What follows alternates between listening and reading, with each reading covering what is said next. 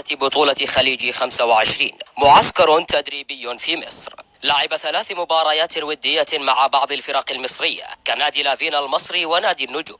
خسر مباراتيه مع لافينا وفاز على نادي النجوم بهدف واحد جاء في شوط المباراة الأول عن طريق اللاعب أنيس العماري. معسكر يهدف المنتخب اليمني بقيادة المدرب ميروسلاف سكوب المدير الفني للمنتخب لتحقيق نتائج إيجابية في خليج 25 والتي ستقام في مدينة البصرة العراقية.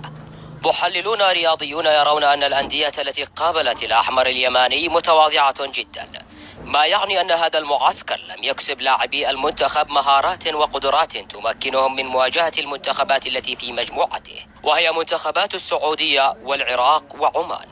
قلق تجاوز المحللين إلى الجمهور الذي أبدى تخوفه من ظهور المنتخب بصورة غير مشرفة في بطولة خليج 25 إذا ما قيست بنتائج المباريات الودية التي خاضها لاعبو المنتخب مع الفرق المصرية من الدرجة الثانية والثالثة، والتي رأى من خلالها رياضيون أنها نتائج غير مبشرة.